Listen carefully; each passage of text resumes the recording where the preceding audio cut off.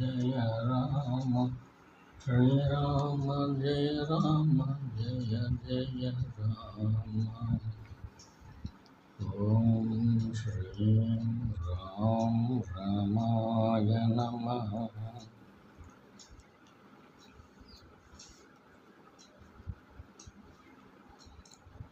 ఈరోజు శ్రీరామనవమి సందర్భంగా ఈ గూగుల్ మీట్లో సత్సంగం పెట్టుకున్నామండి.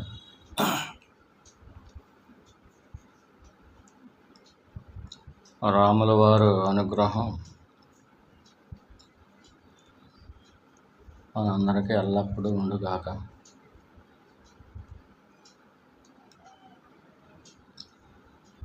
అందరి ఆరోగ్యాలు కూడా బాగుండాలని కోరుకుంటున్నాను.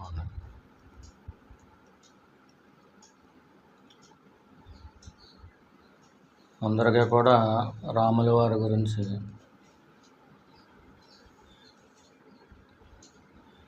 రామాయణం గురించి ఎంతో కొంత చిన్నప్పటి నుంచి వినే ఉంటారు.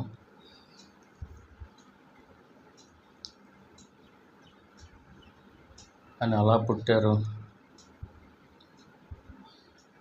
అలాగే అడవులకి ఎంతకు వెళ్ళవలసి వచ్చింది,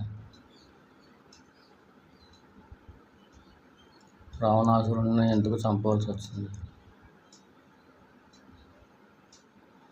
ఇటువంటివన్నీ కూడా చాలామందికి తెలుసు అని అనుకుంటున్నాం. కాబట్టి మీలో ఎవరికైనా రామాయణంలో కొన్ని ఘట్టాలు అర్థం కాకపోతే, అది ఎందుకు జరిగిందో అనేది తెలియకపోతే, నేను కూడా రామాయణం పూర్తిగా చదవలేదండి, వెనికిడే. అలాగే మా గురుదేవులు అప్పుడప్పుడు చెప్పినవి వినటమే తప్పించి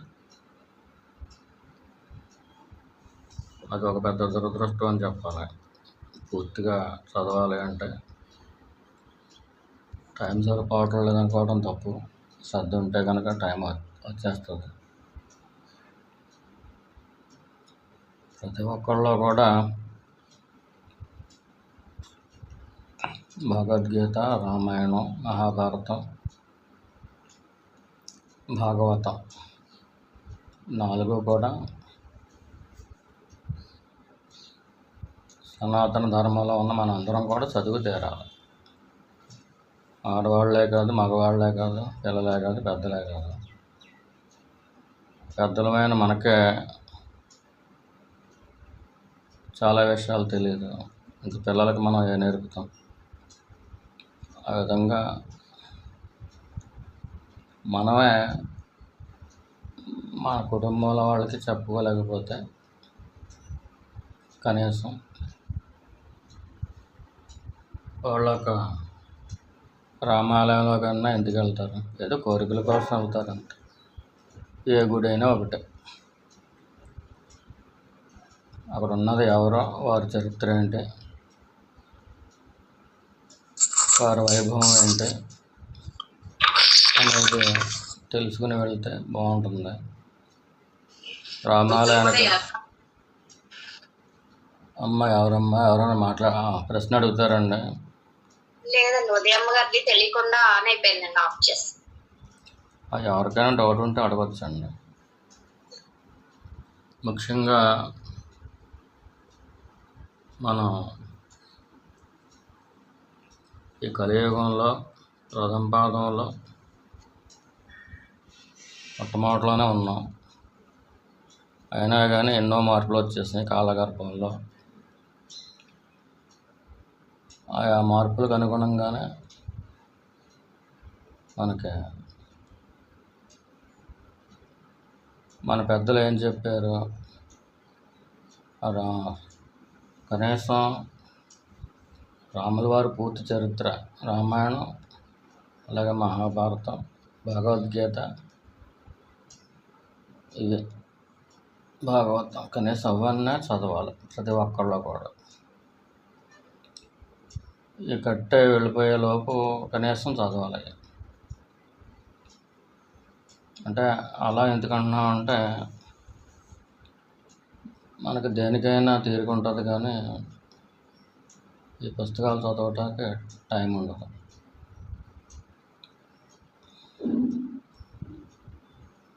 అవి చదవాలి, అది మన ధర్మం. అది చదవడమే కాకుండా చదివి అర్థం చేసుకుని మన ఇంట్లో వాళ్ళకి అందించాలి. అది కనీసం మన పిల్లలకే చెప్పుకోలేకపోయినా కానీ ఆ తర్వాత తరాల వాళ్ళకైనా చెప్పుకోవచ్చు కదా, కనీసం ఆ చుట్టుపక్కల ఉన్న వారికైనా చెప్పుకోవచ్చు కదా, ఫ్రెండ్స్కైనా చెప్పుకోవచ్చు కదా, అవి చదవని వాళ్ళకి. అంతకుమించి మనకు దారి చూపిస్తుంది. అది సద్గ్రంథ పఠనం మనకే దారి చూపిస్తుంది. ఖచ్చితంగా సాధకులైన వారు ముఖ్యంగా 4 చదవాలి. రామాయణము, మహాభారతము, భగవద్గీత, భాగవతం 4 కూడా చదివి తీరాలి. మనం ఏ మార్గాన్ని అనుసరించినా, జ్ఞాన మార్గం అయినా, భక్తి మార్గం అయినా, కర్మ మార్గం అయినా, ఏ మార్గాన్ని అనుసరించినా సాధారణంగా గృహస్థులం కాబట్టి అన్ని మార్గాలని కలుపుకుంటూ వెళ్తూ ఉంటాం. ఖచ్చితంగా చదవాలి. ఎవరైనా డౌట్లు ఉంటే అడగండి. ఇంకొకటి ఏంటంటే అగస్త్య సంహిత అనే దాంట్లో రాశారంటండి, పెద్దలు ఎవరో చెప్పే విన్నాను. ఈ శ్రీరామనవమి రోజుని ఎవరైతే రామనామ జపం చేస్తారో వారికి 1,000,000 గ్రహణాలలో అంతర్జాపం చేసిన ఫలితం వస్తుందంట. అగస్త్యులు వారు ఆ మాట చెప్పినట్టుగా పెద్దలు చెప్పారు. అలాగే ఎవరైతే ఉపవాసం ఉంటారో, ఉపవాసం ఉండి చేసుకుంటారో జపం, ఇంకా ఎక్కువ ఫలితం వస్తుంది.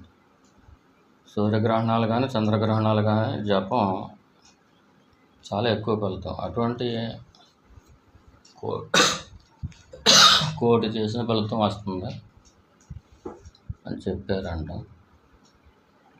అగస్త్య సంహితలో. ఈరోజు అంత శక్తివంతమైన రోజు, అంత గొప్ప పర్వదినం అని చెప్పి పెద్దలు చెప్పారంట. అంటే కనీసం అలా చెప్తేనే మనం చేస్తామనే కాదు, అగస్త్యులు వారు చెప్పారు, అది మనం పాటించామనుకోండి దాని ఫలితం మనకి ఖచ్చితంగా వస్తుంది. మీలో ఎవరైనా రామమంత్రం చేసి ఉంటే కనుక, మేము పుస్తకాలు చదవకపోయినా కానీ ఆ గురుదేవుల దయ వల్ల ఆయన మీటింగుల్లో చెప్పేవారు. అందరినీ కూర్చున్న వాళ్ళందరూ కూర్చోబెట్టి ఆ మంత్రాలు చెప్పేస్తే ఇది మీరు ఇంటికి తీసుకెళ్ళిపోయి మంత్రంగా చేసుకోవచ్చు అని కూడా చెప్పేవారు. అలా తీసుకున్న మంత్రాలుగా రామ మంత్రం కూడా చేయటం జరిగింది. దాని ఫలితం చాలా అమోఘం. అది ఇలా ఉంటుందని చెప్పలేం, అంత గొప్పది అది. ఒక్కొక్క మంత్రానికి ఒక్కొక్క రకమైన వైభవం ఉంటుంది. ఆ వైభవం అనేది ఆ మంత్రం చేసిన వాళ్ళకి కానీ తెలియదు. మనకు చేసిన వాళ్ళకి అనుభవంలో ఉంటుంది, ఇతరులకి చెప్పాలన్నా ఏదో కొంచెమే చెప్పగలం కానీ అంత రాదు. అందుచేత మంత్రాన్ని రహస్యము అంటారు. మంత్ర రహస్యం అంటే అర్థం అది మనకు పూర్తిగా తెలుస్తూ ఉంటుంది. దాని అనుభవం ఏంటనేది మనకి నిండుగా తెలుస్తూ ఉంటుంది. కానీ నా అనుభవం ఇది, ఇంత బాగుంటుంది, ఎలా ఉంటుంది అని చెప్పటానికి మాటల్లో సరిపోవు అన్నమాట. మాటల్లో పెట్టి చెప్పలేనివి చాలా ఉంటాయి. ఆ విధంగా ఏదైతే మనకు తెలుసున్నా కానీ బయటికి చెప్పలేమో దాన్ని రహస్యము అని పెద్దలు చెప్పారు. అందుచేత బ్రహ్మమంత్రం చాలా గొప్పది. అసలు ఇంకేం అక్కర్లేదు, గురువు కూడా అక్కర్లేదు.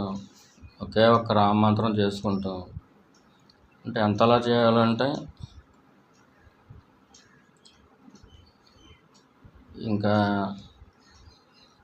నీ చేతుల ద్వారా పని జరుగుతూ ఉంటుంది. ఏ పని అయినా సరే నీ చేతుల ద్వారా జరుగుతుంది. నువ్వేమనుకోవాలంటే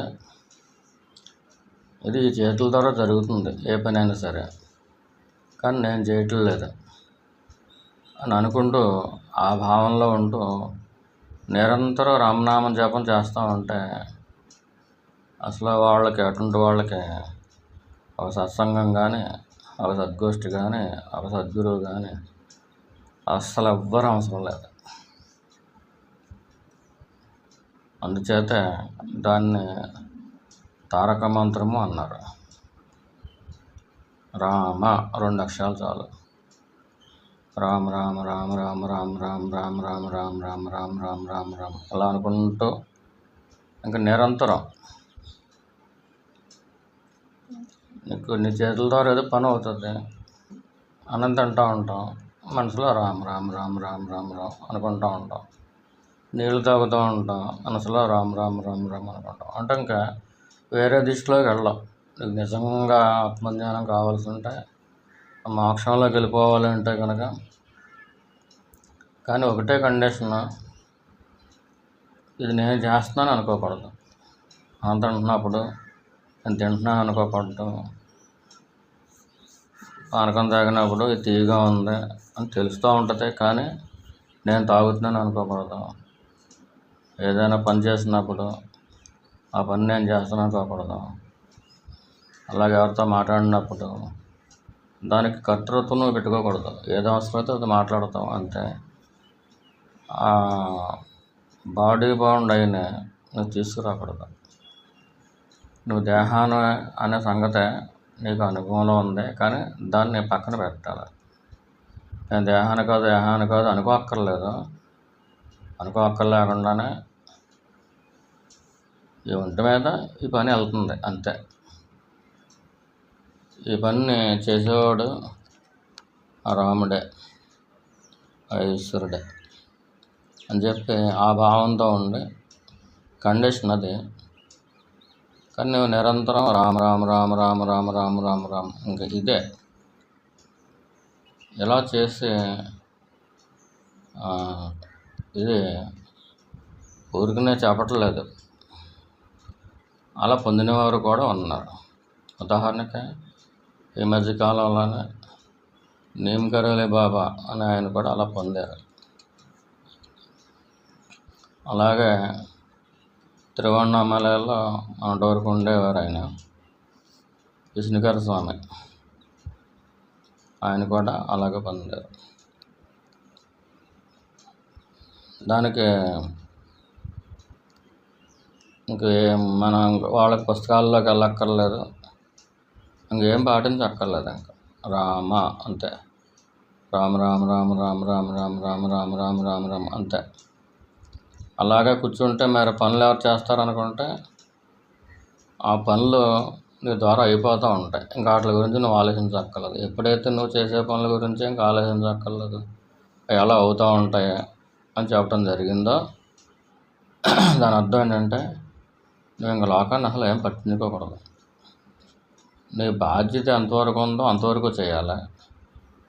ఇంకా మిగతాదంతా ఏది ఆసక్తి పెట్టుకుని ఆ విషయాల్లోకి వెళ్ళి ఆలోచించకుండా కేవలం ఇదొకటే. ఇది మొట్టమొదటిలో అయితే కష్టసాధ్యం అవుతుంది, కానీ అలవాటు చేసుకోవాలి అనుకుంటే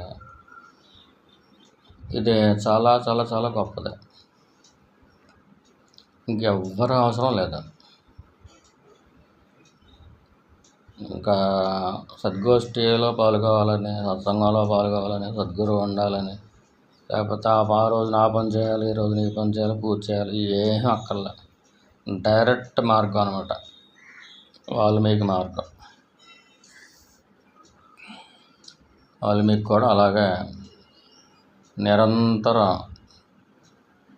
తపనతో జపించి రామ్ రామ్ రామ్ రామ్ అంతే. ఆ రోజునే ఎప్పుడో కొన్ని లక్షల సంవత్సరాల క్రితం ఆయన ధరించారు. ఈమె మధ్యకాలంలో అయితే నేమ్ గరేలే బాబా ఒక ఆయన, అలా ఇంకా ఉన్నారు మాకు గుర్తున్న పేర్లు. తిరువన్నామలలో అయితే విష్ణుగారి స్వామి కూడా అలాగే యోగి రామ్ సూరత్ కుమార్ అని పేరు, ఆయన కూడా అలాగే ధరించారు. ఉండే తిరువన్నామలలో అయినా కానీ ఆయన ఆ మంత్రం ద్వారా ఆత్మజ్ఞానాన్ని పొందారు. మీకు ఉపయోగపడుతుంది ఎవరికైనా అని చెప్పి చేస్తున్నాను. అంచేతంటే మనకి సత్సంగాలకు కూడా చాలా ఇబ్బంది అవుతుంది. ఆరోగ్యాలని అవని ఇవని పని ఒత్తిడని రకరకాలు వస్తుంది. అంచేత ఏదో ఒక మంచి మార్గం చూపిస్తే తరిస్తారు కదా వీళ్ళు అని చెప్పి చెప్పడం జరిగింది. ఇప్పుడు మీలో ఎవరైనా డౌట్లు ఉంటే కనుక రామాయణంలో కానీ రాముడి గురించి కానీ బయట ఎన్నో వినిపిస్తూ ఉంటాయి.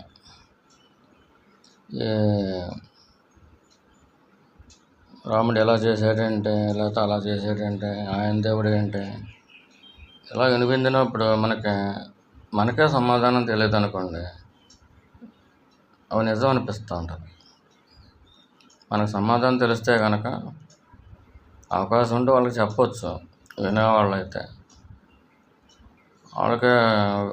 వాళ్ళతో అవసరం లేదు మనకి, లేదా మన అవసరం వాళ్ళకి లేదు, వాళ్ళు చెప్పినా మారరు అనుకుంటే కనీసం మీరైనా ఇదే అనమాట, దీని అర్థం ఇదే అనమాట అని చెప్పి మీకు కనీసం మీకైనా తెలుసుకోవడం కోసం రాముల వారు అంటే ఏంటి, సీతమ్మ అంటే ఏంటి, ఆయన వచ్చిన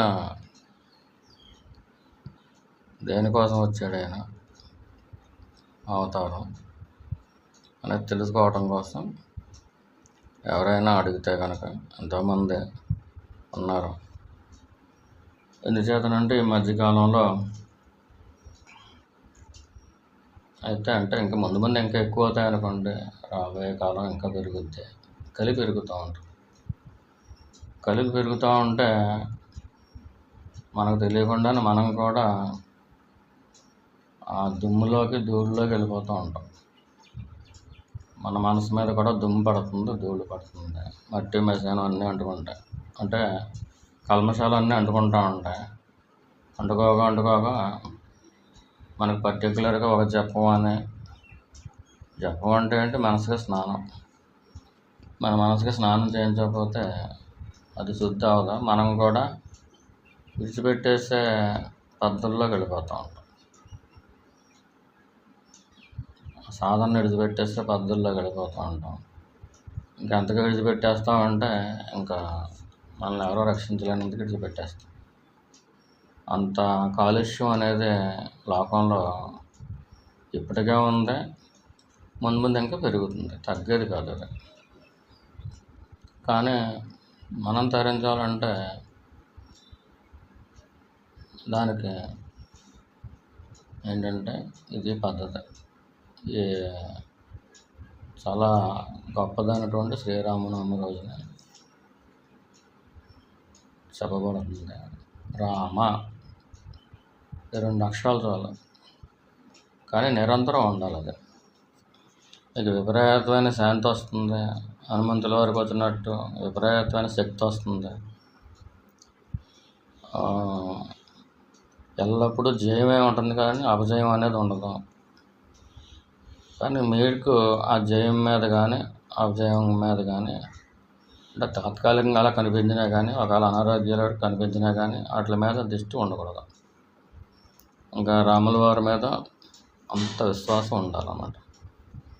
అందుచేత శ్రీరాముడు పితృవాక్య పరిపాలకుడు.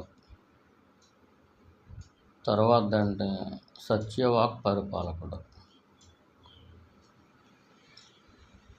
మొట్టమొదటిది ఏంటి? పితృవాక్య పరిపాలకుడు. తండ్రి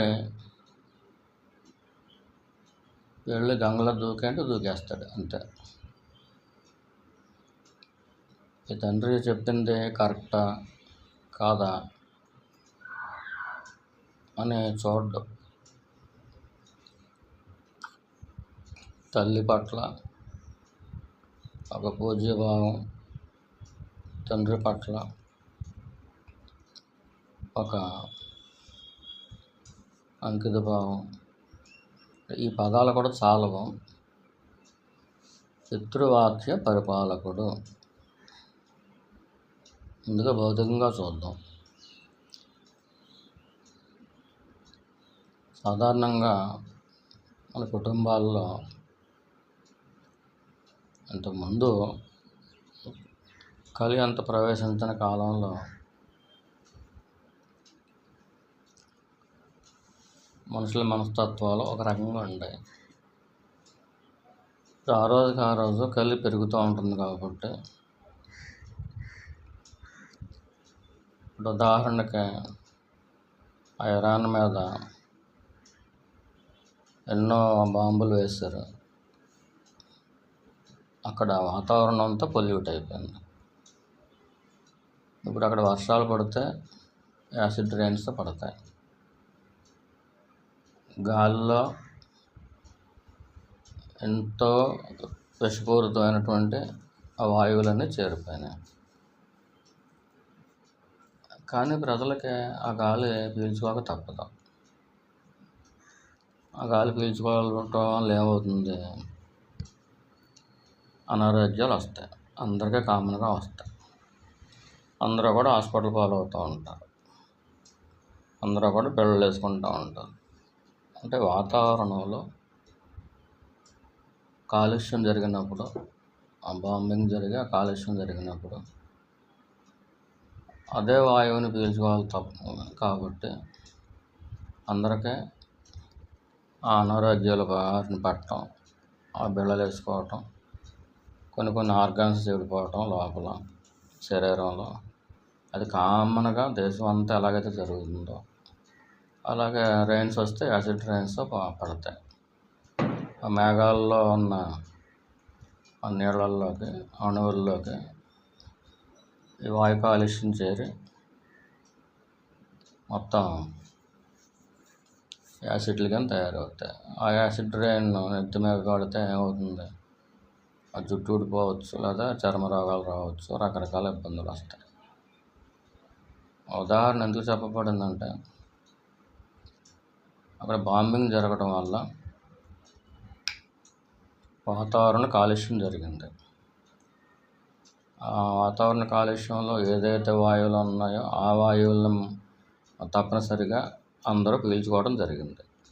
అందరికీ కామన్గా రోగాలు రావడం జరిగింది. మనం గమనించింది ఒకటి ఉంటుంది. ఏంటది? కలి ప్రభావం ఒకటి ఉంటుంది. అదేంటంటే 3 వంతులు అధర్మం, ఒక వంతే ధర్మం. అదే ఈ వాతావరణ కాలుష్యం లాగే మనకు కూడా తెలియదు. అది మనం పీల్చుకుంటూ ఉంటాం. కాలుష్యపూరితమైనటువంటి వాయువుల్ని పీల్చుకోవటం ఇది భౌతికంగా మనకు కనిపిస్తుంది.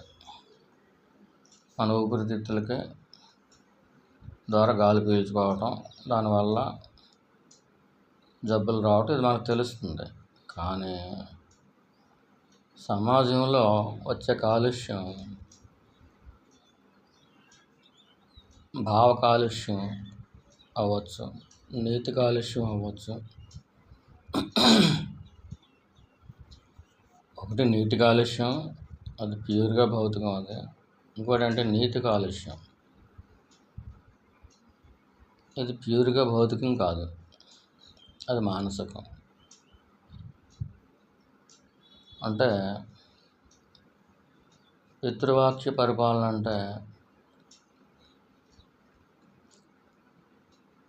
తండ్రి ఏది చెబితే అది పాటించటం. ఎందుకు పాటించాలి? తండ్రి ఇప్పుడు చిన్న పిల్లవాడు ఉంటాడు, ఐస్ క్రీమ్ కావాలంటాడు, తండ్రి వద్దంటాడు, అయినా కానీ ఇటు మారం చేస్తాడు అనుకోండి, నాకు ఐస్ క్రీమే కావాలని. కొంచెం పెద్ద అయిన తర్వాత, యవ్వనం వచ్చిన తర్వాత, నేను ఎవరిని అమ్మాయిని ప్రేమించాను అంటాడు. తండ్రి నేను నీకు మంచి సంబంధం చూస్తానంటాడు. అలా కాదు, నాకు ఈ అమ్మాయే కావాలంటాడు. నేను ఈ అమ్మాయిని ప్రేమించాను, నాకు ఈ అమ్మాయే కావాలి అనేది అది తప్పు కింద అనిపించదు. రామచంద్రమూర్తి ఈ విశ్వామిత్రుడు కూడా వెళ్ళినప్పుడు, ఆ తాటకను వధించిన తర్వాత స్వయంవరానికి తీసుకెళ్ళినప్పుడు శివధనస్సుని విరుస్తాడు. అప్పుడు ఆవిడ స్వయంవరం అవుతుంది, జనక మహారాజు నీకు పెళ్లి చేసేస్తానంటాడు. ఈయనేమంటాడు, అలా కాదు, మా తండ్రి గారు చెయ్యాలి నా పెళ్ళి, ఆయనకి చెప్పాలి, మీరు నాకు చెప్పటం ఏంటి? మా గురువుగారు రమ్మన్నారు, వచ్చాను, గురువు మాట వినాలి కాబట్టి వచ్చాను. ఆ రామ శివధనస్సును ఎక్కుపెట్టు అన్నారు, ఎక్కుపెట్టాను. ఇదంతా గురువు చెప్తే చేశాను. ఇది స్వయంవరం. ఈ స్వయంవరంలో ఈ అమ్మాయిని ఇచ్చి నాకు పెళ్లి చేస్తారు, అది కూడా తెలుసు నాకు. కానీ నా పెళ్ళి ఎవరి చేతిలో ఉంది? దానికి హక్కుదారు ఎవరు? కన్నవాళ్ళు ఉన్నారు కదా. ఒక యువకుడికి కానీ ఒక యువతకి కానీ పెళ్లి చేయవలసిన బాధ్యతగా కలిగి ఒకరున్నారు కదా కన్నవారు. అందుచేత ఆ మాట చెబుతాడు. పితృవాక్య పరిపాలన అంటే అక్కడ కరెక్ట్గా ఏదో తండ్రి చెప్పాడు, నువ్వు అడవులకు వెళ్ళిపో అన్నాడు, అది పాటించాడు, ఇది కాదు. అక్కడ ప్రతిదీ కూడా ఏది ఎవరి బాధ్యత అనేది ఆయనకు తెలుసు. కొడుక్కి పెళ్లి చేయవలసిన బాధ్యత ఎవరిది? తండ్రిది. జనక మహారాజు ఇది స్వయంవరం పాటించాడు. ఈ శివధనస్సు ఎత్తిన వాళ్ళకి, ఎక్కుపెట్టిన వాళ్ళకి నా పిల్లని ఇస్తా అన్నాడు. అంచేత ఇచ్చేస్తాను అంటున్నాడు ఆయన. ఈయన ఉన్నాడు, అది నా తండ్రితో చెప్పి ఆయన ఆజ్ఞ అయితేనే చేసుకుంటాం, లేకపోతే లేదు. అదే దశరథ మహారాజు నేను ఇంకో సంబంధం అయితే చూశాను అన్నాడు అనుకోండి, పొరపాటును రాముడు చేసుకోడు. పితృవాక్య పరిపాలన అంటే అదే. అంటే ఇది బాధ్యత ఎవరిదే? కొడుకు పెళ్లి చేయవలసిన బాధ్యత, కూతురికి పెళ్లి చేయాల్సిన బాధ్యత తండ్రిది. అందుచేత మా నాన్నగారికి చెప్పండి, ఆయన చెబితేనే నేను చేసుకుంటానని చెబుతాడు. అంటే అసలు ఎవరో ఇప్పుడు ప్రేమించడం తప్పు అంటే ప్రేమించడం తప్పు కాదు. అంటే ఈ రోజుల్లో చూసుకుంటే ఎవరైనా ప్రేమించాం, లేదా ఈ అమ్మాయి నాకు నచ్చలేదు అంటారనుకోండి, కానీ ఆ అమ్మాయి కుటుంబం మంచిది, పోనీ పెద్ద అందగత్తేం కాకపోయినా కానీ సంసారబద్ధంగా ఉంటుంది, నీకు సూట్ అవుతుంది అని తండ్రి అనుకుని చేస్తాను, నువ్వు చేసుకో అంటాడు అనుకోండి, చేసుకోరు ఈ రోజుల్లో పిల్లలు. వాడికి పూర్తిగా నచ్చాలి, వాడు ఏదో యాంగిల్లో ఆలోచిస్తాడు. అంటే వీళ్ళకంటూ సొంతంగా ఎయిమ్స్ ఉంటాయి.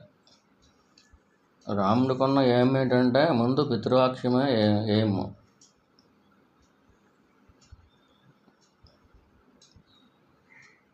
పితృవాక్యం దాన్ని పాటించాడు అని చెప్పలా, పరిపాలించాడని చెప్పారు. పితృవాక్యానికి కూడా లోతైన అర్థం ఉంటుంది. తండ్రి పితృవాక్యము అంటే తండ్రి చెప్పిన మాట, దాన్ని ఏం చేశాడు? పరిపాలించాడు. పరిపాలించడం అంటే మాటల, ఆ వాక్యాన్ని పరిపాలించాడు, దాన్ని పాటించాడు అంటలా. ఒకవేళ తండ్రి చెప్పింది పాటించటానికి ఏమైనా అడ్డొస్తే ఆగిపోవచ్చేమో. ఎట్టి పరిస్థితుల్లోనూ ఎటువంటి ఆటంకాలు వచ్చినా కానీ దాన్ని జయించి దాన్ని పాటిస్తే దాన్ని పరిపాలించడం అంటారు. దానికి తోడు ఆ రోజుల్లో ఏంటి, ధర్మం 3 పాదాలండి, అధర్మం 1 పాదమే. ఆ యుగంలో ఈ రోజుల్లో ఎవరికి వారు నిర్ణయించుకుంటారు. కానీ మనం చెప్పవలసింది ఏంటంటే, రాముడి దగ్గర మనం తీసుకోవాల్సింది ఏంటంటే, పితృవాక్య పరిపాలన అనేది ఒకవేళ ఈ రోజుల్లో తండ్రి ఒకవేళ తప్పుగా చెప్పినప్పటికీ కూడా కొంతమంది రాముడిని ఆదర్శంగా తీసుకునేవాళ్ళు ఉంటారు. ఇప్పుడు అబ్బాయికి నచ్చలేదు అనుకోండి, కానీ ఖచ్చితంగా నువ్వు చేసుకుని తీరాలంటాడు అనుకోండి, వాడు చేసేసుకుని ఇబ్బందులు పడతాడు అనుకోండి, ఆ ఇబ్బందులు ఈశ్వరుడు చూసుకుంటాడు. ఆ ఇబ్బందుల్లోంచి జ్ఞాన మార్గంలోకి లాగేస్తాడు ఈశ్వరుడు. ఎంచేత వాడు పితృవాక్య పరిపాలకుడు. రామ్ రామ్ రామ్ రామ్ అని చెప్పి జపం చేయటం అది దేంట్లో దారితీస్తుంది. ఒకళ్ళు జపం చేయకపోయినా కానీ నీ మెంటల్ ఎక్విప్మెంట్లో రాముడి గుణాలు ఉంటాయి కనుక, నాకు ఈ అమ్మాయిని చేసుకోవటం ఇష్టం లేదు, కానీ తండ్రి చెప్పాడు కాబట్టి చేసుకుని తీరాలే అనేది ఒక పితృవాక్య పరిపాలన అవుతుంది. నిజంగా చేసుకున్న తర్వాత వాడు ఎన్నో కష్టాలు పాలయ్యాడు అనుకోండి, నిజంగానే మంచి సంబంధం కాదనుకోండి, తండ్రి అంటే ఈ రోజుల్లో చెబుతున్నా, ఈ కలియుగంలో 3 పాదాలు అధర్మం కాబట్టి తండ్రే తప్పుగా ఆలోచించడం వల్ల, ఎవరో ఇన్ఫ్లుయెన్స్ చేయడం వల్ల ఆ సంబంధం చేసేసాడు అనుకోండి, వీడి కొడుకు రాముడు లాంటి వాడు అనుకోండి, ఏం చేస్తాడు, తండ్రి చెప్పి చేసేసుకోవటం అంతే. తర్వాత ఎన్నో కష్టాలు వస్తాయనుకోండి, ఆ కష్టాలన్నిటిని ఎలా మార్చేస్తాడో, ఒక్కొక్క కష్టాన్ని ఒక్కొక్క యజ్ఞం కింద మార్చేస్తాడు. ఈశ్వరుడు అనేవాడు ఒకడు ఉన్నాడు. ఖచ్చితంగా మంచి జరుగుతుంది. తండ్రి చెప్పింది ధర్మబద్ధంగా ఉన్నా అధర్మబద్ధంగా ఉన్నా తండ్రి చెప్పింది పాటిస్తే, అంటే మీరు చెప్పింది తప్పు అని మీలో కొంతమందికి అనిపిస్తూ ఉంటుంది, కానీ మా అనుభవంతో మేము చెబుతున్నాం, మేము పాటించింది మేము చెబుతున్నాం. ఒకవేళ తండ్రి చెప్పింది ఒకవేళ తప్పు అనుకోండి, రాముడు లాంటి వాడే అనుకోండి, రాముడిని ఆదర్శంగా తీసుకుని బతుకుతున్నాడు అని కొడుకు నిజంగా తండ్రి చెప్పిందే చేసేసాడు అనుకోండి, వాడు నిజంగా కష్టాలు పాయలేడు అనుకోండి, కష్టాలు పాలైతే ఆ కష్టాల్లోంచి జ్ఞానంలోకి తీసుకెళ్ళిపోతాడు, నిజంలోకి తీసుకెళ్ళిపోతాడు. వాడు ఈశ్వరుడు ఒకడు ఉంటాడు. పితృవాక్య పరిపాలన అనే దాని ద్వారా వాడు జ్ఞానంలోకి వెళ్ళిపోతాడు. ఇది మనం గుర్తుపెట్టుకోవాల్సింది. అంతేగాని తండ్రి ఏదో చెప్పాడు, ఆయనకి పెద్దగా తెలియదు, దీంట్లో వెళ్తే కనుక మ్యారేజ్ అనేది ముఖ్యమైన విషయం కదా. మరి కొన్ని మిగతా విషయాలు చిన్న చిన్న విషయాలు అయితే కొన్ని మా నాన్న తెలియలేదులే చేస్తానని చెప్పి పక్కా తప్పుకోవచ్చు అనుకోవచ్చు, చేయకుండా వదిలేయచ్చు అనుకోవచ్చు. ఆయన తెలియదు, తెలిసిన రోజున ఆయన రియలైజ్ అవుతాడు అనుకోవచ్చు. కానీ మ్యారేజ్ అనేది ముఖ్యమైనది కదా. తండ్రి అంటే ఉదాహరణకి ఏకలవ్యుడు ఉన్నాడు, ద్రోణుని గురువుగా తీసుకున్నాడు, ఒక బొమ్మను చేసుకున్నాడు, ఆరాధించాడు. ఆ ద్రోణుడు దేవుడు కదా, కానీ ద్రోణుడి రూపంలో కళల్లోకి వచ్చి ఆయనకి అత్యద్భుతంగా విలువిద్యను నేర్పినవాడు ఎవడో పరమేశ్వరుడు. ఆ శ్రద్ధ ఎక్కడైతే ఉందో, ఆ కపటం లేని కల్మషం లేని ఆ నమ్మకం ఎక్కడైతే ఉందో, ఆ నమ్మకం ఎవరిని చేరుతుంది, ఈశ్వరుడి పాదాలను చేరుతుంది. ఈశ్వరుడు హృదయాన్ని కదిలిస్తుంది. అక్కడ ఖచ్చితంగా ఈశ్వరుడే వచ్చి ఎవరినైతే ఆరాధిస్తున్నాడో ఆరాధించే ఒక రూపం వేసుకొస్తాడు. మీరు పుంతలో వెళ్తూ ఉంటారండి, ఒక రాయి కనిపిస్తుంది. ఎవరో ఆ రాయికి కుంకుమ వేసి పసుపు రాసి దండం పెట్టుకుంటారు. అక్కడి నుంచి ఒక దేవత కింద అర్చిస్తూ ఉంటారు. వాస్తవానికి అది రాయే, పుంతలో ఉన్నదే. కానీ వీళ్ళు ఆరాధిస్తున్నారు, రాయిని ఆరాధించట్లేదు. ఆ రాయిని ముప్పు పెట్టుకుని ఈ పుంతలో ఉందే ఈ ముసలమ్మ, అమ్మవారు మమ్మల్ని రక్షిస్తుంది అని ఒక సజీవమైన విశ్వాసం ఉంటే కనుక అక్కడ పనిచేసేవాడు ఎవరో, ఆ తర్వాత దానికి గుడి కట్టారు అనుకోండి, ఏదో రూపం పెట్టుకుని ఆరాధించారు అనుకోండి, ఆ రూపం ద్వారా కళల్లోకి వచ్చి చేసేది ఎవరో, ఆ రూపం వెనకాల ఉండే చేసేది ఎవరు, ఈశ్వర శక్తి అనేది ఒకటి ఉంది. ఓ అర్జున, ఎంతోమంది దేవతలను ఆరాధిస్తున్నారు. వాళ్ళకి ఆరాధించే ఆ శ్రద్ధనిచ్చేవాడిని నేనే, ఆ దేవతా స్వరూపాన్ని చేరుకునేలాగా చేసేది నేనే, ఆ దేవత రూపంలో అనుగ్రహించేది కూడా నేనే అని చెప్పాడు. ఆ పరమేశ్వర శక్తి ప్రతిదీ చూస్తుంది. ఒకవేళ దశరథుడు చెప్పింది తప్పే అనుకోండి, రాముడు ఆచరించేసాడు అనుకోండి, అప్పుడు ఎవరిది బాధ్యత అది? పితృవాక్యాన్ని పరిపాలించినందుకు, అంటే శ్రద్ధగా తప్పనిసరిగా ఇది చేసి తీరాలి, ఆయనకు కొడుకుగా పుట్టినందుకు కూతురుగా పుట్టినందుకు నా బాధ్యత ఇదే అని చెప్పి ఆ బాధ్యతను భుజాన్ని వేసుకుని ఎన్ని కష్టాలకు వచ్చినా సరే ఆయన చెప్పింది చేశారనుకోండి, అది ఏమవుతుంది? నీ ధర్మాన్ని నువ్వు అమలుపరిచావు. అంటే ధర్మాన్ని ఎవరైతే అమలుపరిచారో వారికి వస్తే కష్టాలు, ధర్మం ఊరుకుంటుందా? పొరపాటును కూడా ఊరుకోదు. ఒకవేళ డెసిషన్ రాంగ్ అవ్వచ్చు. నేను ఇక్కడ ఎవరో దశరథుల వారు తప్పు డెసిషన్ అని నేను చెప్పట్లా. ఒకవేళ డెసిషన్ రాంగ్ అని అనిపించినా కానీ చెప్పిన వారు ఎవరో? తండ్రి. తండ్రి మాటని పాటించకపోతే మరి ఈ భూమి మీదకి తీసుకొచ్చినట్టే తండ్రి కదా. తల్లి తండ్రి వాళ్ళ మాట వినకపోతే, వాళ్ళకంటే మాకు ఎక్కువ తెలివితేటలు ఉన్నాయంటే వాళ్ళ అమాయకులు, పాతకాలం జనాలు, మాకు తెలివితేటలు ఎక్కువ అంటే కనుక ఈ కలికాలంలో వాళ్ళకి అర్థమయ్యేలాగా చెప్పుకొని. కానీ పూర్వం అలా ఉండేది కాదు. అలాగని చెప్పి తల్లి తండ్రి ఇప్పుడు వాళ్ళకి అన్నబెట్టడమే కదా, అంతకంటే ఎక్కువ ప్రేమ ఎవరికి ఉంటుంది? తల్లిదండ్రుల కంటే ఎక్కువ ప్రేమ ఎవరికి ఉంటుంది? మరి వాళ్ళ బిడ్డకి నువ్వు ఎలా వెళ్ళు, తూర్పుకి వెళ్ళు అని చెబుతారనుకోండి, అది వాళ్ళ బాగు కోసం చెప్పిందే కదా. అలా కాదు, తూర్పు కాదు, నాకు పడమరికి వెళ్ళాలని ఉంది అని అంటే కనుక ఇంకోటి కొడుకు ఎలాగవుతాడో అది కూతురు ఎలాగవుతుంది. అలా అనుకోవటం స్వేచ్ఛ అనుకుంటున్నారు. అది వాయు కాలుష్యం ఎందా చెప్పాం కదా, అలాగా మనోకాలుష్యం.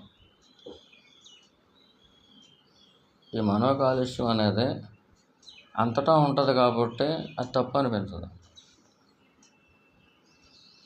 నీలోనూ ఉంటుంది, పక్కింటిలోనూ ఉంటుంది, మొత్తం ఒక ఊరు 2 ఊరుని కాదు, నువ్వు ఎక్కడ చూసినా అలాగే ఉంటుంది మనోకాలుష్యం. ఇంకొక ఉదాహరణ చెబుతాం. టీవీలో ఏదో డ్యాన్సులు వేస్తూ ఉంటారు. సపోజ్ ఏదో కొంచెం ఆడవాళ్ళు డ్యాన్స్ వేస్తారు అనుకోండి, గుడ్డలు తక్కువగా కట్టుకుని. తండ్రి కొడుకు ఇద్దరు టీవీ చూస్తూ ఉంటారు అనుకోండి. తండ్రి ఏ అందాలను అయితే చూస్తున్నాడో కొడుకు కూడా ఆ అందాలు చూస్తున్నాడు అనుకోండి, ఇద్దరు ఎంజాయ్ చేస్తున్నారు అనుకోండి. దాని అర్థం ఏంటి అసలు? మన ధర్మం ఏం చెబుతుంది? అసలు తండ్రి చూడటమే తప్పు. పూర్వం ఒకవేళ బహుభార్యత్వం ఉన్నా కానీ అగ్నిసాక్షిగా ఎవరినైతే తాళికట్టారో వాళ్ళ మీద ఆ భావన ఉండాలి, కానీ ఇంకొకరి మీద ఉండకూడదు.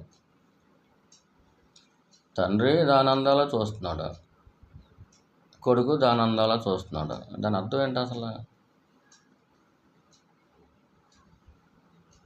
అది మనోకాలుష్యం కాదా? అంటే తండ్రి కొడుకు కూడా అప్పుడు మానసికంగా ఏదో ఆనందిస్తున్నారా? మానసికంగా ఆనందించినా భౌతికంగా ఆనందించినా ఒకటే కదా. తండ్రి కొడుకు కూడా ఒక ఆవిడ దగ్గరికి వెళ్తున్నారు అనుకోండి, అదే అసలు దాని అర్థం ఏంటి అసలు?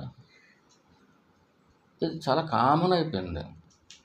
అది సినిమా కుటుంబ సమేతంగా వెళ్ళి చూస్తూ ఉంటారు, చాలా మంచి సినిమా అని చెబుతూ ఉంటారు, మధ్య మధ్యలో డ్యాన్సులు వస్తూ ఉంటాయి. తండ్రి ఏ స్త్రీని చూసి ఆనందిస్తున్నాడో మానసికంగా, కొడుకు కూడా అదే స్త్రీని చూసి మానసికంగా ఆనందిస్తున్నాడు అనుకోండి. తండ్రి ఆనందించింది కొడుకుకి ఏమవుతుంది? ఒకవేళ కొడుకు ఆనందించింది తండ్రికి ఏమవుతుంది? ఒక నిజంగానే తండ్రి ఏదో స్త్రీని చూసి ఆనందించాడు అనుకోండి, కొడుకు ఏమవుతుంది? తల్లితో సమానం అవుతుంది. కొడుకు ఎవరన్నా నిజంగా చెడ్డవాళ్ళే అనుకోండి, పని కొడుకు ఏ స్త్రీ దగ్గరికి వెళ్ళాడు అనుకోండి, ఆనందించాడు అనుకోండి, ఈ తండ్రికి ఏమవుతుంది? కోడలు అవుతుంది. అంటే తల్లి సమానరాలు అయిన దాంతో ఆ అందాలను చూసి ఆనందించడం కొడుకు కబ్బింది, అది తప్పు అనుకోవట్లేదు. కోడలు సమానరాలైన ఈ దీంతో ఆనందించడం అనేది తండ్రి కబ్బింది, అది తప్పు అనుకోవట్లే. వాయు కాలుష్యం లాగా సమాజంలో ఈ మనో కాలుష్యం ఉంటుంది, ఇది కంటికి కనిపించేది కాదు. ఆ వాయు కాలుష్యం ఉన్న చోట ఎలాగైతే ఆ వాయువులను పీల్చి ఊపిరితిత్తులు గట్రా దెబ్బతినేసి రకరకాల రోగాలు వచ్చేసి అనారోగ్యం బారి పడిపోతారో, అదేవిధంగా ఈ మనో కాలుష్యం ద్వారా కూడా చాలామంది తెలియక ఎన్నో రకాల అనారోగ్యాలు ఉన్నాయి. శారీరక అనారోగ్యాలే కాకుండా మానసిక అనారోగ్యాలు కూడా వచ్చేస్తాయి. ఉదాహరణకి ఈ మధ్యకాలంలో ఒకటి చూసాను. అంటే మనో కాలుష్యం ఎలా ఉంటుందో, ఒక పిల్ల 8వ తరగతి దాకా వచ్చేసింది. ఆ అమ్మాయిని చిన్నప్పుడే తల్లి విడిచిపెట్టేసింది. అంటే అన్నగారు చెల్లెలు, అన్నగారేమో 10వ తరగతి, చెల్లెమో 8వ తరగతి. ఈ పిల్ల పుట్టేసిన తర్వాత ఎవరు కూడా వెళ్ళిపోయింది తల్లి. అంటే జరిగిన వాస్తవాలే చెబుతుంటా. ఇప్పుడు ఆ ఉంచుకున్నవాడు వదిలేసాడు, వచ్చేసి పెద్దలు ఉంటారు కదా, నేను నా తప్పు తెలుసుకున్నానంటే నాకు ఆ కొడుకు కావాలా, కూతురు కావాలా, భర్త కావాలా, నచ్చింది. ఎందుకు వచ్చింది? అటు విడుదల పెట్టేసాడు కాబట్టి వచ్చింది. పెద్దలు ఏదో చెప్పారు, ఏదో తప్పు తెలియక చేసిందిరా, ఇప్పుడు తెలుసుకుంది కదా. ఇప్పుడు అంటే కొడుకు ఏమన్నాడు? వీడికి బాధ ఉంటుంది కదా. కొడుకు 10th క్లాసు, గడ్డబారు ఇచ్చుకుని చంపేస్తాను, నాకు ఇంట్లో అడుగు పెట్టేవాడు అన్నాడు. మరి ఆ బాధ ఉంటుంది కదా వాళ్ళకి. ఏం చేసింది? నెమ్మదిగా వెళ్ళిపోయింది. ఈ పెద్దలని గట్టిగా పట్టుకుంది.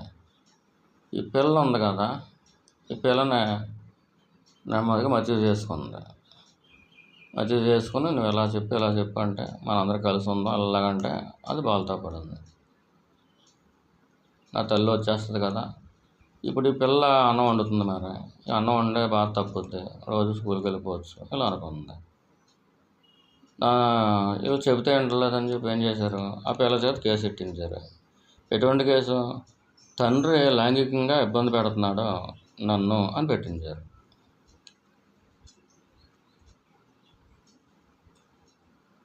మీకు ఎలా తెలుసు అంటే ఈ మధ్యకాలంలో ఆ అమ్మాయికి రోజు స్కూల్కి వచ్చినట్టు అటెండెన్స్ చేయమంటున్నారు. ఎలాగేస్తాం మనం? ఇప్పుడు అమ్మాయి తల్లి దగ్గర ఉండిపోయింది, ఎక్కడో ఉంది, రోజు స్కూల్కి రావటం ఉండదు, అటెండెన్స్ చేయమన్నారు. పోలీసు వాళ్ళు చెప్పిన ఎలాగేస్తాం మనం? వాళ్ళు బెదిరిస్తారు. మీ పై ఆఫీసులు చెబుతాం, చెప్పుకొని వాళ్ళే తిడతారు మమ్మల్ని ఎలాగేస్తే అని చెప్పారు. ఈ పెద్దలు గట్ట ఏం చెబుతున్నారు, నువ్వు ఆ తప్పు తెలుసుకొని వచ్చినప్పుడు నువ్వు తీసుకోవాలి అంటున్నారు. ఆడు వదిలిపెట్టేస్తే వచ్చింది అది. కానీ తండ్రి మీద, కన్నతండ్రి మీద ఎటువంటిది పెట్టించారు కేసు? ఆడు అక్కడే దొరుకుతాడు ఎటు బస్సులో. ఇప్పుడు ఆడు జైల్లో ఉన్నాడు. కూతుర్ని పాడు చేయడానికి చూస్తున్నాడు అని. ఒక తండ్రి మీద కూతురు అలా పెట్టవచ్చా? దానికి చిన్నపిల్ల ఏం తెలియదు. ఈ పెద్దలైనా పెట్టవచ్చా? వాళ్ళు ఏం చెబుతారు, అది తప్పు తెలిసి వచ్చింది, ఒక కాపురం నిలబెడదామని చూస్తున్నాం అని వాళ్ళు అంటారు. వాళ్ళ యాంగిల్లో వాళ్ళది కరెక్ట్.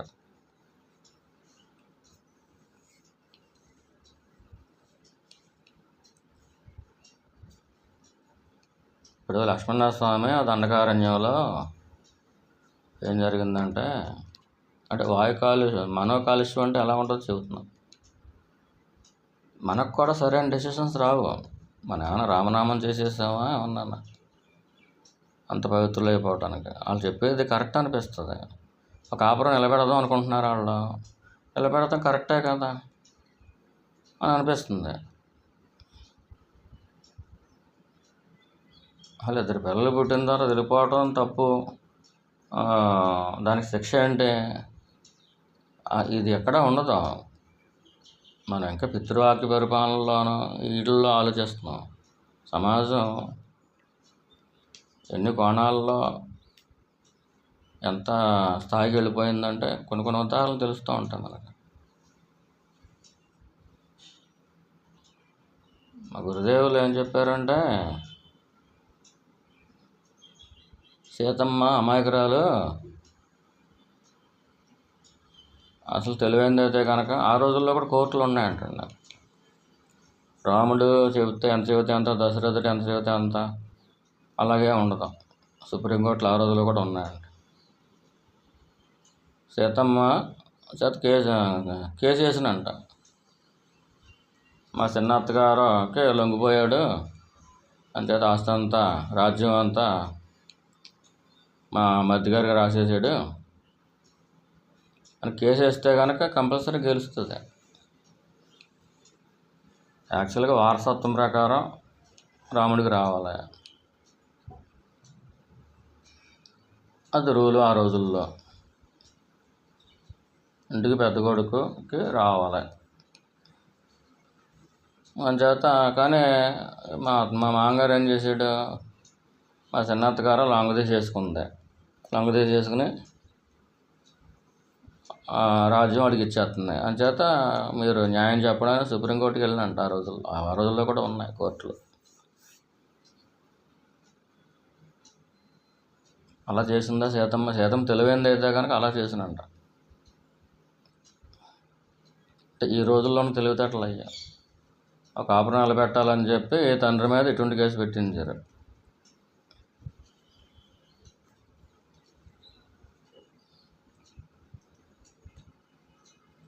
అంటే ఎక్కడ మనకు అర్థమవుతుంది ఇదంతా? సమాజం చూస్తే ఇన్ని రకాల కాలుష్యాలతో నిండిపోయి ఉంది. ఆ గాలే మనం పీలుస్తున్నాం. ఆ భావాలు, ఆ వైబ్రేషన్స్ ఇవన్నీ కూడా మనలో కూడా మనం అటువంటి వాళ్ళు కాకపోయినా కానీ అవి తాగుతూ ఉంటాయి. ఒక పరమ పవిత్రమైన రామ మంత్రాన్నో శివ మంత్రాన్నో పట్టుకుని మనం జపించుకుంటూ అలా ఒక పవిత్రతను నిలబెట్టుకోకపోతే కనుక మనం కూడా వాళ్ళలాగా ఆలోచిస్తాం. ఏముంది, ఇప్పుడు తప్పు తెలుసుకుంది కదా అన్నారు, ఆడు విడిచిపెట్టేసాడు అంటారు. కొన్ని విడిచిపెట్టేసాడు అని చెప్పి దానికి న్యాయం చేయాలనుకుంటున్నారు. మరి ఎంతకాలం? ఇప్పుడు పెద్ద కొడుకు అన్నాడంటే గడ్డపారతో చంపేస్తానని, అది కూడా తప్పు పడుతున్నారు. తల్లిని అలాగంటాడా? మరి రామాయణం వీళ్ళందరికీ రామాయణం చదవక, రాముడి విలువలు తెలియక,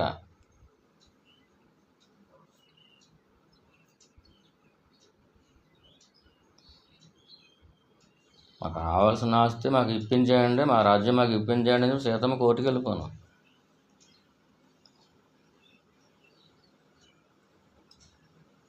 ఈ రోజుల్లో జరుగుతున్నది ఉదాహరణ మీకు ఇందా చెప్పాం కదా, టీవీలో కానీ సినిమాలో కానీ ఒకే స్త్రీని తండ్రి కొడుకు కూడా ఎంజాయ్ చేస్తున్నారు.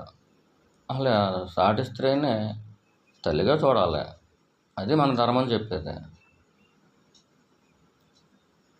నువ్వు ఎవరినైతే కట్టుకున్నావో ఆ కట్టుకున్న దాన్ని మాత్రమే భార్యగా చూడాలి. మిగతా అందరినీ కూడా తల్లిగానే చూడాలి.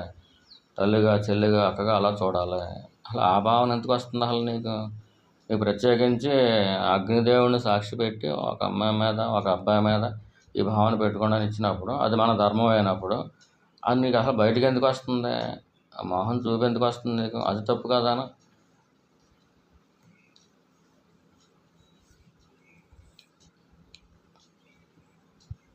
అంటే ఏదైతే మలమో, ఏదైతే నికృష్టమో, ఏదైతే పుచ్చిపోయిందో అదే గొప్పది అనుకునే రోజులు వచ్చేసినాయి. ఏదైతే అపవిత్రతో ఆ అపవిత్రత ఏమన్నా ఎంజాయ్ చేస్తారా? డ్యాన్సులు చూస్తారు, ఎంజాయ్ చేస్తారా? ఏముంది అనుకుంటారు. లక్ష్మణస్వామి ఆ దండకారణ్యంలో ఏం చేశాడు? ఒక రాక్షసుని చంపేశాడు.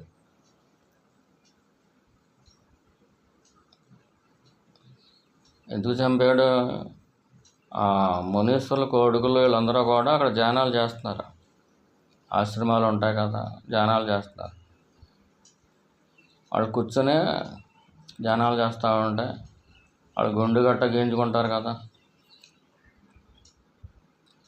ఈ రాక్షసుల పిల్లలు ఆడుకుంటున్నారు బంతితోటి. బంతి ఎక్కడో పొదల్లోకి వెళ్ళిపోయింది. ఏం చేశాడు రాక్షసుడు?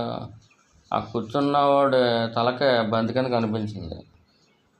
కత్తి ఇచ్చుకుని తలకే తెగ్గొట్టేసాడు. తెగ్గొట్టేసి ఆ తలతో ఆడుకున్నారు బంతితోటి, బంతి కింద. వాళ్ళేమో సాధకులు,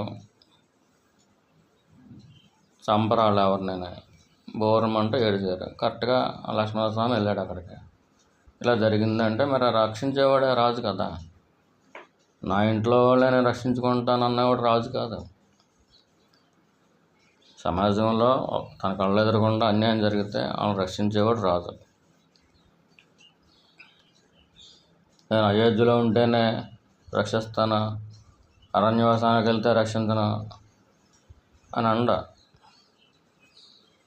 సీతమ్మ అడుగుతుంది, రాముడిని అడుగుతుంది,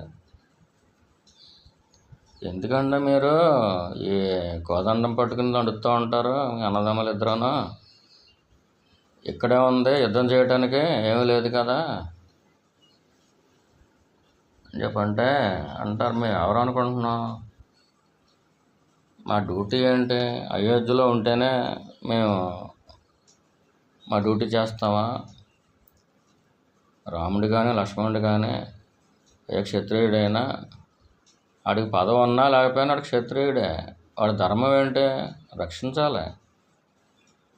ఆ చుట్టుపక్కల జరిగే అన్యాయం ఏదన్నా ఉంటే కనుక వాళ్ళు పిలవకుండానే వెళ్ళి రక్షించాలి వాళ్ళని. అదే పద్ధతి. దానికోసం మేము ధనుర్బాణాలతో తిరుగుతాం ఎప్పుడూనూ. అది మా ధర్మం కాబట్టి, మాకు పుట్టుకతో వచ్చిన ధర్మం కాబట్టి, ఆ ధర్మాన్ని ఆచరిస్తేనే వాడికి ఆ యోగం సిద్ధిస్తుంది. అంతేగాని రాజ్యం ఉంటే కనుక రక్షించటం, అడవులకు పంపించేస్తే రక్షించకపోవడం ఏమి ఉండదు. అది ధనుర్బాణాలను అందుకు పట్టుకున్నాం అని చెబుతాడు. చూశాడు ఎవరైతే ఆ పిల్లవాడు చూసాడు, ఆ తలకాయ తెగ్గొట్టేసాడు, ఆ పిల్లోడిని చంపేస్తాడు. వాడు వెనకాల కొన్ని వందల మంది వచ్చేస్తారు. వాళ్ళు ఎప్పుడు అంత ఐకమత్యంగా ఉంటారు. ఆ వచ్చిన వాళ్ళలో పెద్దవాడు ఎవడంటే ఈ శూర్పణఖ కొడుకు. ఈ శూర్పణఖ కొడుకుని చంపేస్తాడు. అక్కడ కొన్ని వందల మంది వస్తే వాళ్ళందరినీ కూడా చంపి వాడేస్తాడు. లక్ష్మణస్వామి చేసిన దాంట్లో తప్పే ఉంది. రక్షించడం అనేది రాజు ధర్మం, రక్షించాడు. సరే, ఈ విషయం శూర్పణఖ తెలిసిందే. ఈ శూర్పణఖకే ఆకాశంలో ప్రయాణించే శక్తి ఉంది. వాయువేగంతో ఆకాశం నుంచి వచ్చేస్తుంది. అలాగే దివ్య దృష్టి కూడా ఉంది. ఈ బ్రహ్మదేవుడి కోసం తపస్సు చేసి, అంటే వీళ్ళు మనుషులుగా తినేస్తారు డైరెక్ట్గా. ఇప్పుడు తిండి ఎక్కువైపోయి ఇప్పుడు ప్రస్తుతం చికెన్ తింటారు అనుకోండి, బాగా డైజెషన్ సిస్టమ్ బాగా పనిచేస్తుంది అనుకోండి, తర్వాత పచ్చిగా తినేయడం అలవాటు అయిపోతుంది. ఆ తిండి బాగా ఇష్టం అయిపోద్ది. ఎంతకంటే ఇంకా కోళ్ళే కాదు, మేకలే కాదు, ఏనుగులే కాదు, ఆఖరికి మానవులే కాదు, అందరినీ తినేయటమే పచ్చిగా. ఆ రోజుల్లో అలాగ ఉండేది అక్కడ. వాళ్ళు కూడా మనుషుల్లాగా ఉంటారు, కాకపోతే ఇవన్నీ తినటం వల్ల ఆ రూపురేఖలు మారిపోయి రాక్షసులు పిలిచారు. ఆ లక్షణాలు కూడా అలాగా ఉంటాయి ఇన్ని తినటం వల్ల. బ్రహ్మదేవుడి గురించి తపస్సు చేసింది. ఇప్పుడు ముక్కు చెవులు కోసేసాడు అంటే ఆడదానికి అలా కోయొచ్చు అంటారు. అది ఆడదేంటి? అది రాక్షసు. అదే రూపానికి ఆడదవచ్చు, కానీ రాక్షసు. అది రాక్షస గుణాలు ఉన్నాయి. ఎంతోమంది మన సమాజంలో కనిపిస్తారు. అది ఆడదేంటి అనిపిస్తుంది. అంటే దాని తిండి దొరకట్లేదు, వెంటనే ఆకలేసిన వెంటనే అని చెప్పి తపస్సు చేస్తుంది. ఈ అడవిలో కానీ ఈ భూమి మండలం ఈ ఇంత కైవారంలో ఒక ఏనుగు నడిచినా కానీ, ఒక ఆఖరికి ఒక మేక నడిచినా కానీ, నేను భూమి మీద చెవి ఆనింతే అది ఎంత దూరంలో ఉంది అనేది నాకు తెలియాలి. అలాగే వెంటనే ఆకాశ మార్గంలో ప్రయాణించి దాన్ని తినాలి కాబట్టి ఈ ఆకాశ మార్గం కూడా అడిగింది. అలాగే దాని రుచి ఏంటి, అది ఆ జంతువు రుచి ఎలా ఉంటుంది అని ఆ గ్రహణ శక్తిని కూడా అడిగింది. అద్భుతమైనటువంటి వినికిడి శక్తి, అద్భుతమైనటువంటి గ్రహణ శక్తి అడిగింది. ఆ ముక్కు అంత పవర్ఫుల్, దాని చెవి అంత పవర్ఫుల్. ఆ శూర్పణఖకి ఒక 100 కిలోమీటర్ల దూరంలో ఏదైనా ఒక మంచి జింక ఉందనుకోండి, ఆ జింక మాంసం బాగుంటుంది, భలే ఉంటుంది, దానికి ఇష్టం అనుకోండి, ఇవాళ జింక మాంసం తిందాం అనుకుంది అనుకోండి, ముక్కు వాసన తెలిసిపోద్ది. ఒక 100 కిలోమీటర్ల దూరంలో జింక ఉంది అని ముక్కు గ్రహణ శక్తితో పట్టేస్తుంది. ఈ 100 కిలోమీటర్లలో వాయువేగంతో వెళ్ళిపోవాలి, ఆకాశంలో వెళ్ళిపోతుంది, తినేస్తుంది. ఆ రోజు జింకను తినాలని జింకను తింటుంది, పులిని తినాలంటే పులిని తింటుంది. ఈ ముక్కుకి అటువంటి శక్తి ఉంది, ఆ చెవులకి అటువంటి శక్తి ఉంది. అది బ్రహ్మదేవుని తపస్సు చేసి మరి వారాన్ని పొందింది. ఆ విధంగా వచ్చేస్తుంది. ఇప్పుడు ఇన్ని తిన్నా దాని మెంటాలిటీ ఎలా ఉంటుంది? వచ్చేస్తూ ఉంటే ఆకాశంలో ఈ లక్ష్మణస్వామి కనిపిస్తున్నాడు కింద భూమి మీద. ఇలా కనిపించేడే లేదో వెంటనే రామాయణాలు రాస్తారు. ఆ గురుదేవులు కూడా చెబుతారు ఈ సిచ్యువేషన్. ఆహా, ఎంత అందంగా ఉన్నాడు వీడి జబ్బలు ఎంత బలంగా ఉన్నాయి, వీడి ఛాతి ఎంత బాగుంది, ఇంత సుందరాంగుడు దొరుకుతాడా నాకు, ముందుగా ఈయన అనుభవించాలి ముందుగా అని అనుకుంటుంది. ఎందుకు వస్తుంది అసలు? కొడుకుని చంపేసిన వాడిని ఇంకా చంపేయటం కోసం వస్తుంది. కానీ ఆయన చూసేసరికి ఏం పుట్టింది? దానికి వికృతమైనటువంటి మోహం పుట్టేసింది. అందుకని ముందుగా ఇలా డైరెక్ట్గా వెళ్తే కనుక బాగోదని చెప్పి ఒక అందమైన రూపాన్ని వేసుకుని వెళ్తుంది అనమాట. నేను ప్రేమిస్తున్నాను, చాలా అందగాడు, అలాగా అంటే. ఆయన ఏంటి పూర్తిగా బ్రహ్మచర్యంలో ఉన్నాడు ఆయన. అంటే కన్న కొడుకుని చంపేసిన వాడిని చంపేద్దామని బయలుదేరింది.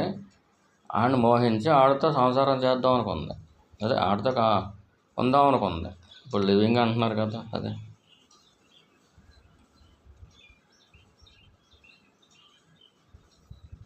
ఆ రోజుల్లో అటువంటి వాళ్ళు ఉన్నారంటే ఈ రోజుల్లో ఇంకా ఎక్కువ ఉంటారు.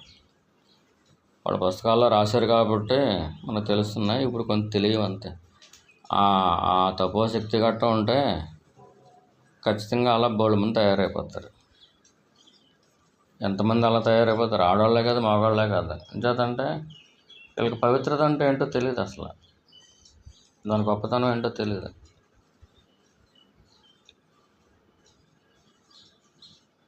లక్ష్మణస్వామి బాగున్నాడు అనిపించాలి అంతే.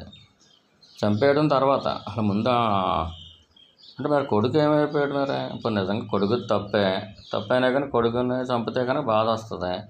అది రాక్షస స్త్రీ కాబట్టి అని చంపేయటం అనేది కరెక్టే. కానీ అలా ఆకాశంలో ఉండగానే కింద భూమి మీద అని చూసింది. వీడి ఛాతీ ఎంత బాగుంది, వీడి జబ్బలు ఎంత బాగున్నాయి, వీడితో ఖచ్చితంగా ఈయన అనుభవించాలి. ఇలాగే ఆ బుద్ధి వెంటనే మారిపోయింది.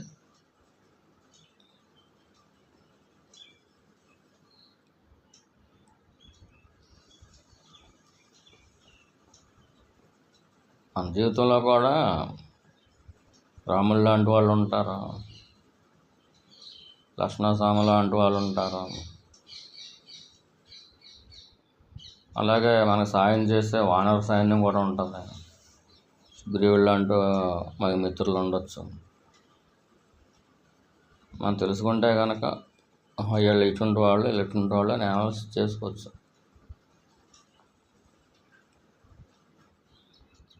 ఇప్పుడు చెప్పకూడదు ఏంటంటే భౌతికమైన దాని గురించి చెప్పుకున్నాం. పితృవాక్య పరిపాలకుడు పితృవాక్యాన్ని పాటిస్తాడని చెప్పలేదు. పరిపాలకుడు ఎట్టి పరిస్థితుల్లోనూ పాటించి తీరుతాడు. 6 నూరైనా పాటించి తీరుతాడు.